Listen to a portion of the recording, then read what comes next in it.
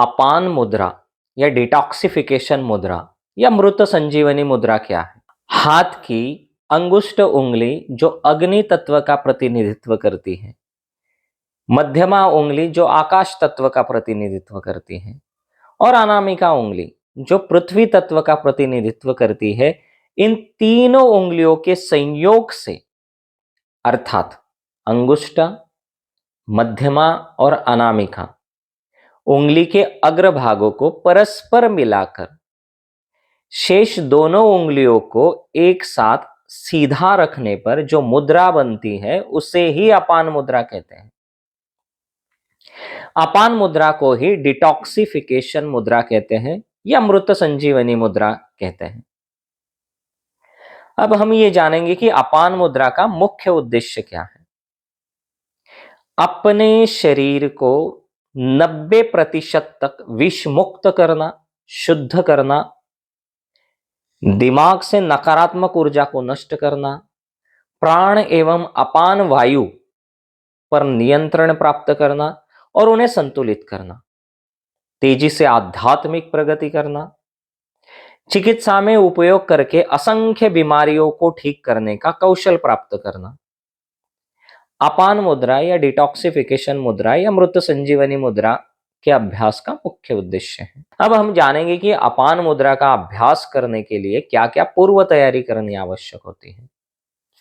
अभ्यास प्रारंभ करने के पहले पेन, कलाई में बंधी घड़ी, बेल्ट, सभी आभूषण आदि सामान उतार कर अपने से दूर रख दीजिए। अभ्यास करने का स्थान खुला, हवादार एवं शांत होना चाहिए। बैठने के लिए एक स्वच्छ आसन या कुशन या योग मैट लीजिए। ढीले और आरामदायक वस्त्र पहने, अपने मन को शांत रखें। अब हम जानेंगे कि अपान मुद्रा किसे कहते हैं। इस मुद्रा में 3 उंगलियों का उपयोग किया जाता है, एक अंगुष्ठा, दूसरी मध्यमा और तीसरी अनामिका।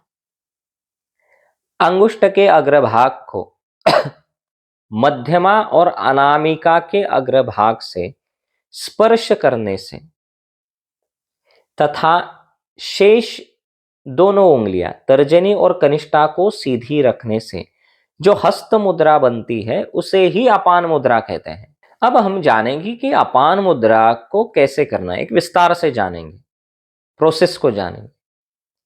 तो सबसे पहले आप किसी शांतपूर्ण जगह पर, किसी स्वच्छ आसन पर, पद्मासन या सुखासन या सिद्धासन में या किसी भी ध्यानात्मक आसन में आराम से बैठ जाइए।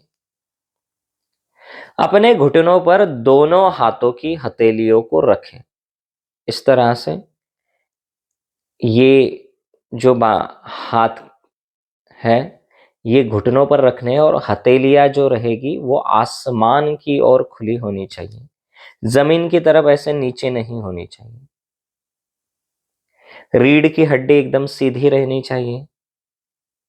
इस मुद्रा को करते समय अपनी आंखों को बंद करना है, तो धीरे धीरे अपनी आंखें बंद करनी है। उसके बाद अपना मन शांत रखने के लिए अपनी सांसों पर ध्यान केंद्रित करना है और 3 बार दीर्घ श्वसन करना है। एक लंबी गहरी सांस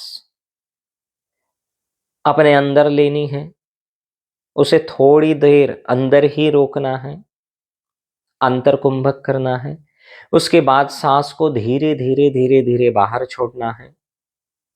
उसके थोड़ी देर बाद सांस को बाहर ही रोकना है, बाह्य कुंभक करना है। फिर से एक लंबी गहरी सांस अंदर लेनी है, उसे थोड़ी देर रोकना है, अंदर ही रोकना है। उसके बाद सांस को धीरे धीरे बाहर छोड़ना है, उसे बाहर ही थोड़ी देर रोकना है। ये पूरी प्रोसेस 3 बार रहेगी।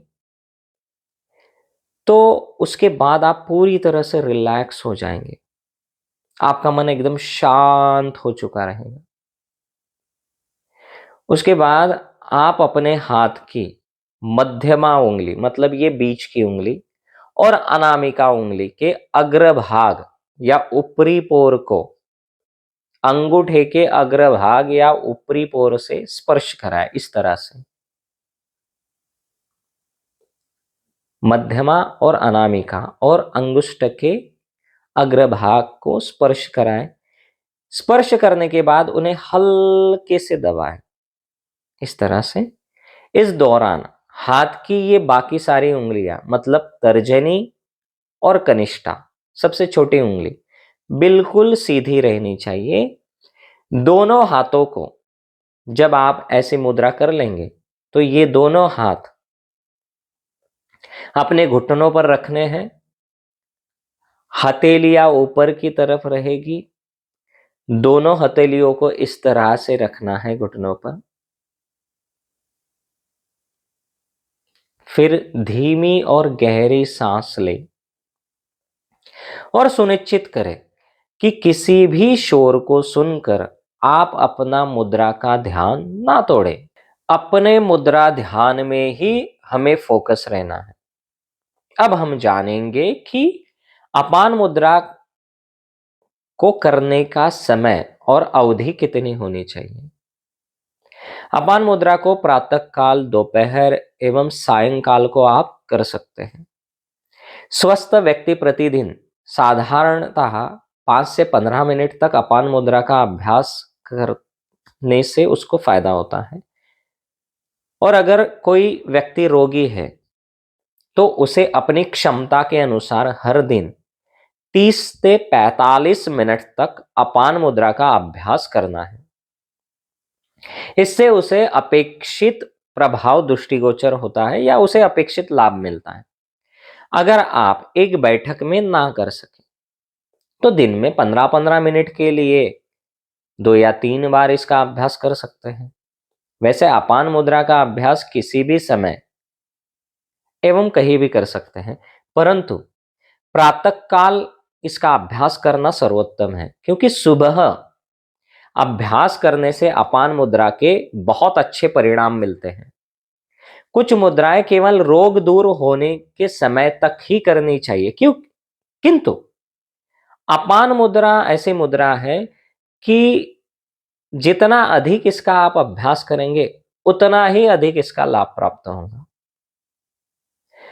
तो मुद्रा की 45 मिनट तक की साधना से शारीरिक तत्वों में परिवर्तन आता है और शरीर एकदम सुंदर बनता है, निरोग बनता है। अब हम जानेंगे कि अपान मुद्रा करते समय क्या क्या सावधानियां बरतनी चाहिए। ये सबसे महत्वपूर्ण पॉइंट होता है कि हाथों में अगर कोई भी गंभीर चोट हो, अत्यधिक दर्द हो या कोई तकलीफ हो तो योग चिकित्सक की सलाह लेनी चाहिए। अपान मुद्रा करते समय जो उंगलियां प्रयोग में नहीं आ रही हैं उन्हें सीधा करके और हथेली को थोड़ा कसा हुआ रखते हैं। अब हम जानेंगे कि अपान मुद्रा के सामान्य नियम कौन कौन से हैं। ये सबसे महत्वपूर्ण मुद्दा है, इसीलिए ये ध्यान से जानिए। अपान मुद्रा के लिए शारीरिक स्थिरता आवश्यक है। जब भी आप मुद्रा करें तो पूरा शरीर स्थिर होना चाहिए। मुद्रा करते समय अपने नेत्रों को बंद रखें, तब आपको इसके अच्छे परिणाम प्राप्त होंगे। अपान मुद्रा को करने में जल्दबाजी ना करें, एकदम शांत आराम से कीजिए। हर कोई स्त्री पुरुष, बालक वृद्ध, रोगी निरोगी इस मुद्रा को कर सकते हैं। योग्य दिशा, आसन और निर्धारित समय पर करने से इसके अत्यधिक लाभ होते हैं। विभिन्न व्याधियों से मुक्ति पाने के लिए मुद्राएं दोनों हाथों से एक साथ की जाती हैं। बाएं हाथ से मुद्रा करने से शरीर के दाहिने भाग पर प्रभाव पड़ता है और दाहिने हाथ से मुद्रा करने से शरीर के बाएं भाग पर असर होता है। तो मुद्रा करते समय अपनी उंगली और अंगुष्ठ का स्पर्श सहज होना चाहिए। अंगूठे से हल्का सहज रूप से दबाव देना चाहिए और दूसरी उंगलियां सीधी और एक दूसरे से लगी रहनी चाहिए और हथेलियां आसमान की ओर रहनी चाहिए, इस तरह से। अगर उंगलियां सीधी न रहें तो आराम पूर्वक हो सके इतनी सीधी रखने का प्रयास करना है। धीरे धीरे बीमारी जैसे जैसे दूर होने लगेगी, आपकी उंगलियां भी सीधी हो जाएगी और मुद्रा भी आप ठीक से कर सकेंगे। मुद्राएं पद्मासन, सिद्धासन, सुखासन या ध्यान के दरमियान करने से सबसे ज्यादा लाभ होता है। अगर न हो सके तो आसन व कुर्सी पर बैठकर भी आप कर सकते हैं। अपान मुद्रा साधक अपनी इच्छा के अनुसार ज्यादा से ज्यादा लंबे समय तक कर सकता है। अपान मुद्रा से शरीर पूरी तरह से विषमुक्त होता है, निरोग होता है। मुद्राओं से अलग अलग तत्व में परिवर्तन, विघटन, अभिव्यक्ति और प्रत्यावर्तन होकर तत्व का संतुलन होता है। इस पूरे अभ्यास के दौरान एक सबसे महत्वपूर्ण बात है, या सूचना समझिए उसको, सबसे महत्वपूर्ण है कि अपान मुद्रा के अभ्यास काल में मूत्र अधिक मात्रा में स्त्रवित होता है या आता है, क्योंकि इस मुद्रा के प्रभाव में शरीर के अधिकाधिक मात्रा में विष बाहर निकलने के प्रयास के स्वरूप में मूत्र ज्यादा आता है। तो इससे घबराए नहीं, इससे कोई नुकसान नहीं होता, इससे फायदा होता है, क्योंकि आपके शरीर के सारे टॉक्सिक्स बाहर निकल जाते हैं। इसलिए इस अभ्यास के दौरान पानी पीना भी महत्वपूर्ण है। अपान मुद्रा दोनों हाथों से करनी अधिक लाभदायक है, अतः यथासंभव इस मुद्रा को दोनों हाथों से करना चाहिए।